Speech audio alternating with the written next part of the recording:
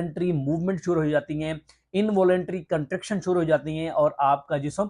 अकड़ जाता है। ये सामने आपको स्क्रीन के ऊपर तस्वीर नजर आ रही होगी, बिल्कुल इसी तरीके से ये आपके लिए बेहद खतरनाक होता है और यहां तक कि आपकी जान बचाना भी बाज़